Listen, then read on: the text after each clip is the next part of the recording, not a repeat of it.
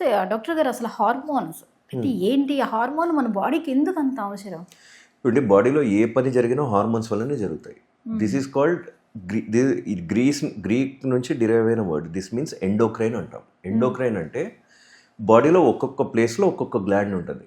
For instance నేను ఇందాక చెప్పినట్టు థైరాయిడ్ గొంతులో ఉంటుంది, ఓవరీ అంటే అబ్డామిన్లో ఉంటుంది, టెస్టిస్ అంటే కాళ్ళ మధ్యన కిందన ఉంటుంది, అవుట్ సైడ్ ద అబ్డామిన్ ఉంటుంది, ప్యాంక్రియాస్ అంటే కడుపులో left side abdominal left side ఉంటుంది. ఈ గ్లాండ్స్ ఒక్కొక్క చోటు ఉంటాయి. కానీ ఇవి హార్మోన్స్ అనే కొన్ని కెమికల్ మెసెంజర్స్ అంటారు వీటిని. అంటే ఈ హార్మోన్స్, ఈ కెమికల్స్, ఈ ఎంజైమ్స్ ఇవి ప్రొడ్యూస్ చేయడం వలన బాడీలో అన్ని ఏరియాస్లో చేంజెస్ అవుతాయి. సో ఆ ఏరియాలో ఉండే హార్మోన్ మీరు బాడీ అంతా వెళ్ళాలి అంటే బ్లడ్ ద్వారానే వెళ్ళాలి. ఎండోక్రైన్ అంటే ఒక చోట ఉంటుంది, ఆ హార్మోన్స్ బ్లడ్లోకి అవి పంపిస్తాయి. ఈ హార్మోన్స్ బాడీ అంతా సర్క్యులేట్ అయ్యి ఏ ఆర్గన్స్ని ఎఫెక్ట్ చేయాలో ఆ ఆర్గన్స్ని ఎఫెక్ట్ చేస్తాయి. ఫర్ ఇన్స్టెన్స్ మీకు థైరాయిడ్, మీకు ప్యాంక్రియాస్ ఇన్సులిన్ సెక్రెట్ చేస్తుంది. ఈ ఇన్సులిన్ హార్మోన్కి సంబంధించిన రిసెప్టర్స్ అంటే ఈ హార్మోన్ని ట్రాప్ చేసి గ్లాండ్లోకి లోపలికి తీసుకునే డోర్స్ లాంటివి, తలుపులు లాంటివి అనమాట, లివర్ మీద ఉంటాయి. సో లివర్కి వరకు బ్లడ్ ఫ్లోలో వెళ్ళింది అనుకోండి, లివర్ ఆ హార్మోన్ తీసుకుని దాని ద్వారా లివర్ నుంచి వచ్చే షుగర్ ప్రొడక్షన్ని నియంత్రిస్తుంది.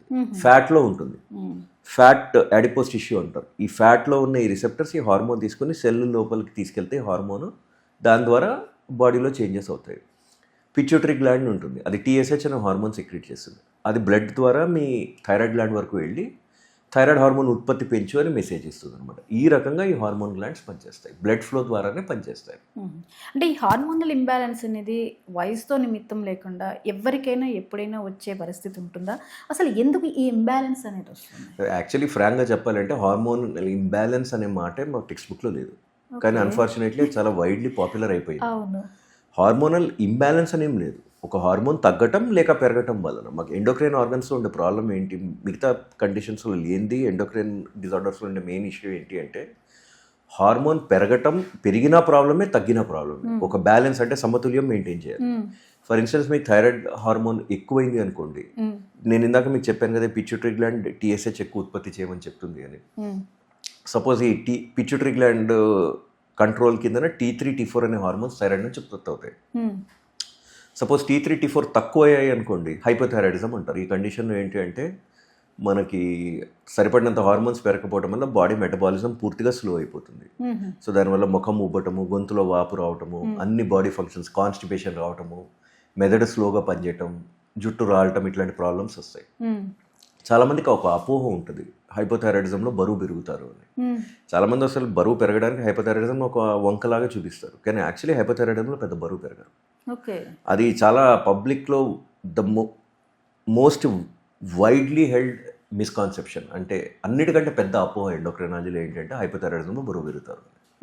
మ్యాక్సిమం సివియర్ హైపోథైరాయిడిజం అంటే TSH మోర్ దెన్ 100 ఉన్నా మీరు పెరిగే బరువు 1-2 కిలోల కంటే ఎక్కువ ఉండదు. అది ఓన్లీ బాడీలో నీరు చేరటం వల్ల. థైరాయిడ్ హార్మోన్ ఏ రోజు మొదలెట్టమో ఇమీడియట్లీ వాటర్ బయటకు పోతుంది, ఆ 1-2 కిలోలు మీకు ఆటోమేటిక్గా తగ్గిపోతుంది. సో ఇది ఒకటి ఉంటుంది. రెండోది, అదే థైరాయిడ్ హార్మోన్స్ T3, T4 ఎక్కువ అయ్యాయి అనుకోండి, హైపర్ థైరాయిడిజం అంటాం, గ్రేవ్స్ డిసీజ్. ఆ కండిషన్లో సివియర్ వెయిట్ లాస్ ఉంటుంది. ఇది ఒక పారాడాక్స్, ఎండోక్రైనాలజీ అర్థం చేసుకోవడం చాలా కష్టం. హైపోథైరాయిడిజంలో వెయిట్ పెరగదు, కానీ హైపర్ థైరాయిడిజంలో మాత్రం వెయిట్ విపరీతంగా తగ్గుతారు. మెటబాలిజం ర్యాపిడ్గా పెరుగుతుంది, ఆకలి ఎక్కువ ఉన్నా పెరుగుతుంది. కొంతమందికి మీరు చూసుంటారు కళ్ళు బయటకు పొడుచుకొస్తాయి, ఇట్లా కళ్ళ వాపది ఉంటుంది, గొంతులో వాపు ఉంటుంది, చెయ్యి వణుకుడు, ఇవన్నీ ఉంటాయి. బికాస్ మెటబాలిజం ఓవర్ యాక్టివ్ అయిపోయింది ఆ సిచ్యుయేషన్.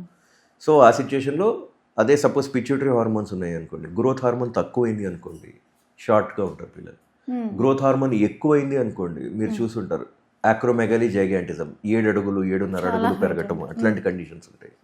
ప్యాంక్రియాస్ ఉత్పత్తి చేసే ఇన్సులిన్ హార్మోన్ తక్కువైంది అనుకోండి, డయాబెటీస్ వస్తుంది. చాలా రేర్గా ఇన్సులిన్ హార్మోన్ ఎక్కువ ప్రొడక్షన్ ఉంటుంది, ఇన్సులినోమాస్, NIPHS అనే కండిషన్స్ ఉంటాయి. అందులో ఏంటంటే షుగర్ మధ్య మధ్యలో డౌన్ అయిపోయి చెమట్లు పట్టడం ఇట్లా ఉంటుంది. ఇలాంటి మల్టిపుల్ టెస్టాస్ట్రాన్, ఎస్ట్రోజన్ ఎక్కువ అయ్యాయి అనుకోండి, PCOS కండిషన్ వస్తుంది. తక్కువైంది అనుకోండి, పీరియడ్స్ అవ్వు, ఒక మెనోపాజ్ లైక్ సిచ్యుయేషన్ వస్తుంది. ఇలాంటి మల్టిపుల్ కండిషన్స్ ఉంటాయి. సో ఎక్కువైన ప్రాబ్లమే, తక్కువైన ప్రాబ్లమే.